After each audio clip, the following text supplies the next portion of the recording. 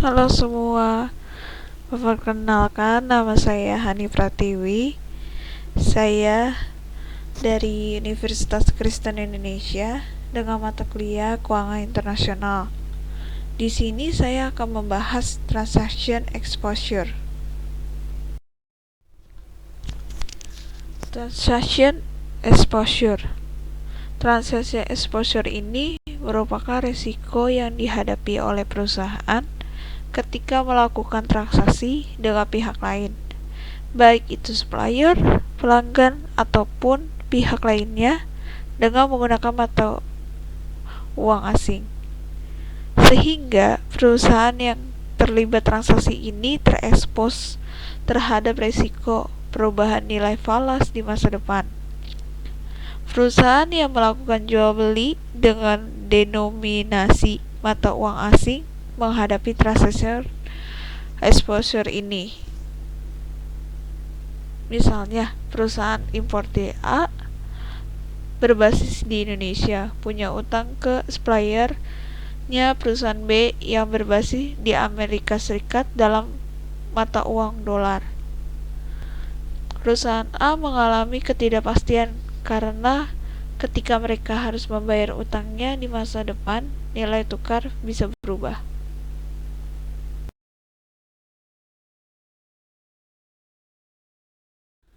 Lalu di sini ada menurut Eichmann beberapa aktivitas yang dapat mengakibatkan suatu transaksi exposure, diantaranya 1. Membeli atau menjual dalam kredit dengan harga dalam falas.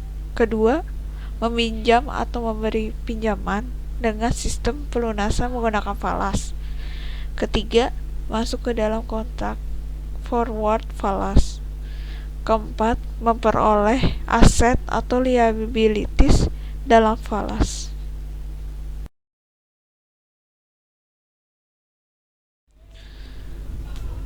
Terkait dengan risiko transaksi dapat dibedakan antaranya. Pertama, exposure transaksi tradisional. Contoh, yang paling umum untuk risiko transaksi dalam mata uang asing adalah PTA di Indonesia melakukan penjualan ekspor ke luar negeri. Penjualan dilakukan pada tanggal 1 Maret 2011 ke Singapura sebesar $50.000. Kurs pada tanggal 1 Maret 2011 adalah 8.867 per US dollar. Jangka waktu pembayaran adalah 60 hari, sehingga pembayaran akan diterima pada tanggal 30 April 2011 pada saat kurs 8.617 per US dollar selama 2 bulan. Kurs USD terhadap rupiah mengalami pelemahan. Kedua, exposure transaksi yang diantisipasi atau anticipated transaction exposure. Berdasarkan data historis penjualan dari pembelian PTA untuk 2 tahun terakhir, walaupun belum memegang kontrak pembelian dan penjualan, PTA sudah dapat melakukan estimasi atau mengantisipasi tingkat penjualan dan pembelian untuk beberapa bulan ke depan, serta memperkirakan risiko perubahan nilai kurs mata uang asing yang akan dihadapinya.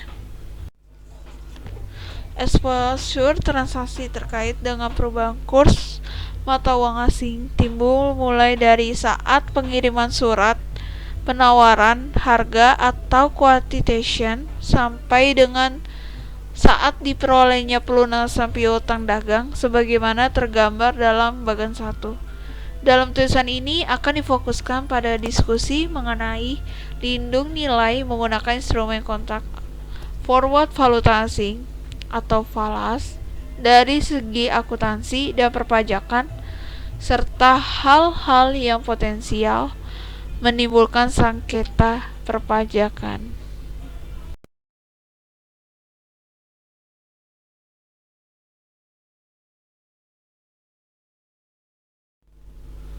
Bagian pertama, exposure transaksi terkait dengan perubahan kurs mata uang asing.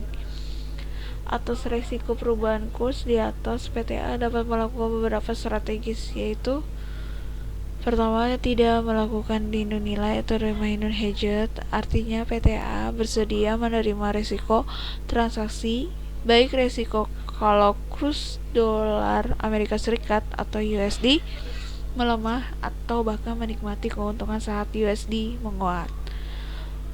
Kedua, lindung nilai melalui instrumen forward, valuta asing atau FALAS atau foreign currency forward contract. Ketiga, lindung nilai melalui instrumen pasar uang atau money market.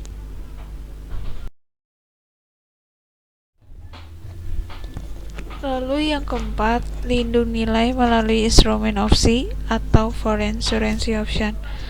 Nah, di sini ada bagian yang terjadi transaction exposure yang terkait PTA.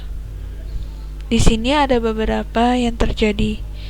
T1 ini penjual mengirimkan penawaran harga ke calon pembeli.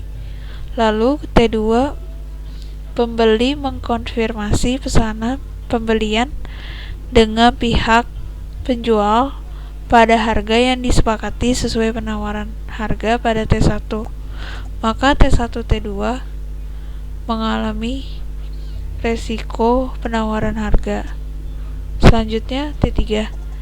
T3 ini penjual mengirim barang dan tagihan ke pihak pembeli atau dicatat sebagai piutang usaha. T2 T3 mengalami resiko backlog atau pesanan yang belum dipenuhi. Lalu T4, penjual menerima pembayaran dalam jumlah yang ditentukan pada T1. T3 T4 ini mengalami resiko penagihan.